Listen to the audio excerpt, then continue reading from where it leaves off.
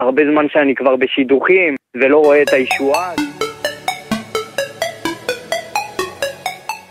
ברוך השם זכיתי לטוס לאומן, ברוך השם היה מאוד מרומם, היה מאוד מחזק, ואחרי שטסתי אז הוציאו אותי מהישיבה. אז הייתי ככה מה שנקרא קצת במשבר, זה היה קצת ניסיון, הרבה זמן שאני כבר בשידוכים ולא רואה את הישועה, אז כאילו הייתי כזה לא ישיבה ולא שידוך. אז חבר באמת התקשר אליי לחזק אותי, ואמר לי, אתה שומע עמית, יש את ההבטחה של הצדיק כמו הראש, אשר בנחל כדאי לך. אמרתי לו, שומע, אני באמת קיבלתי הרבה ברכות אצל צדיקים וזה, אני מרגיש שזה קרוב.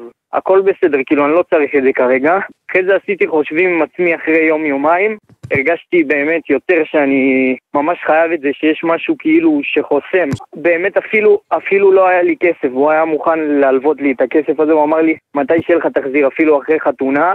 עשינו את זה ערב יום כיפור, התקשרתי לניצני הקודש, כמה ימים אחרי כבר קיבלתי את ההצעה, פגישה ראשונה בסוכות, אתמול היה אבות ברוך השם בשעה טובה. וואי, השתבח שמו של הקדוש ברוך הוא, איזה מרגש, איזה שמחה. אני רוצה להגיד חד משמעי שכל מי שצריך ישועה, נכון אומרים תפילות, אומרים הכל, וכולנו מתפללים, אין אחד שיש לו צרה, שיש לו איזה משהו והוא לא מתפלל, ולא תמיד הוא רואה את הישועה. פה יש הבטחה של צדיק, כמו שאמרתם, פה יש הבטחה של צדיק, וזה עובד, בדוק ומנוסה.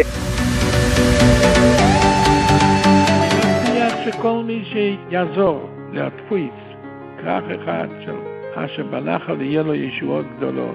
כי המכתבים האלו מחזקים, מחיים, משמחים את כל הנפשות השבורות שלא חסר בדורתנו האלו.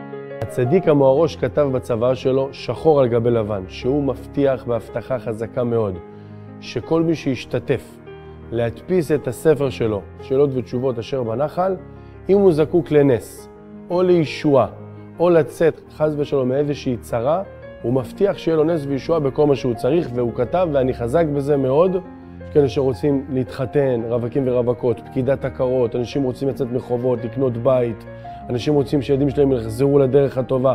איך זוכים שההבטחה תחול עליהם? מאוד פשוט. מתקשרים לכוכבית 5610, שלוחה אחת.